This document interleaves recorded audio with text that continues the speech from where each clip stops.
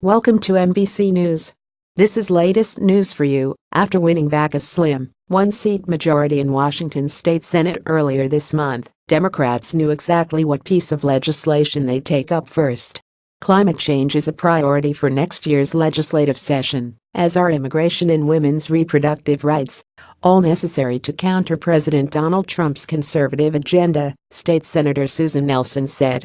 But all of that will fall in line behind the Washington State Voting Rights Act, their version of the Federal Voting Rights Act that Democratic lawmakers have tried and failed to enact several years running.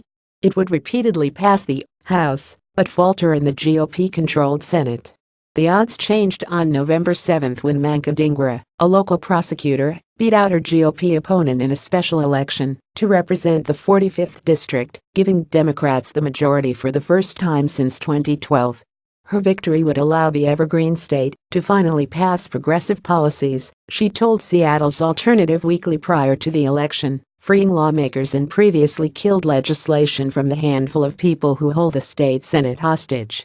That includes the voting rights bill, which would do away with the state's at-large voting system in local elections, which Democrats say dilutes the voting power of minorities and denies them a chance to elect a representative of their own. It would not affect state elections. After the Supreme Court gutted the Federal Voting Rights Act in 2013, this legislation also aims to give Washington state its own set of voter protections. We need to provide every protection that we can, because I don't have faith in the current administration in Washington, Nelson said. However, some state lawmakers see a different motive behind Democrats' bill and advocate a different solution. Representative Matt Manueller, a Republican who represents a rural conservative district in the middle of the state, said he is concerned the bill would increase frivolous lawsuits against localities, particularly small rural areas. Why don't you apply this to the bigger communities, where you get a critical mass of voters and we have competitive elections, he said. Manueller said he has tried to propose that kind of option, but it was rejected by House Democrats. He accused Democrats of trying to change the rules to bolster their strength in local races, particularly in areas where he said the party has difficulty winning elections. This bill is about money and power, and not about minority rights in any way, he said.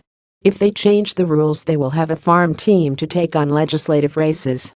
Still, with Democrats in control of the state legislature and the governor's office, Nelson, who is also the state Senate leader, said she's confident the bill will become law.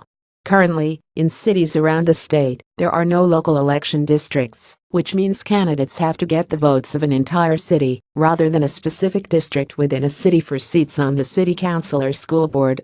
This has led many towns, particularly with large, or even slim, white majorities, to have little or no minority representation in locally elected bodies, Nelson said. In too many jurisdictions, if someone chooses to run, they are likely to lose because of the color of their skin or their surname, said Rich Stoltz, the executive director of the Seattle-based immigrant rights group One America. In 2012, the Washington State American Civil Liberties Union sued the city of Yakima under the Federal Voting Rights Act, claiming the voting system discriminated against Latinos. No Latinos held elected office, despite making up roughly 40% of the city's population.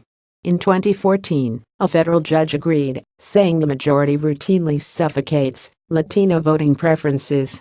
The Washington ACLU was again successful in a similar lawsuit against the city of Pasco.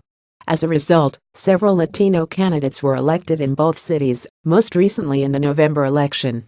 The voting rights bill, which is slated to be introduced in the 2018 legislative session, would work similarly to the Federal Voting Rights Act, but Nelson said it would make it easier for a resident to sue a city to change from at-large to district-based voting. If challenged by the city, the case would also go through state court rather than federal courts. Suing under the Federal Voting Rights Act is tremendously expensive and requires years of litigation, said Stoltz, the immigrant rights group executive director. It's very difficult for individuals to challenge voting systems under federal law.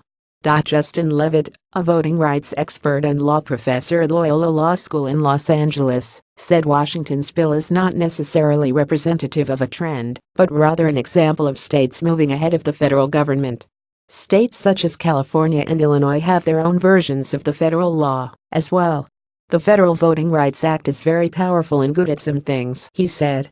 "It could use a state backdrop, and it doesn't surprise me that states would want to put in place their own protections for minority voting rights."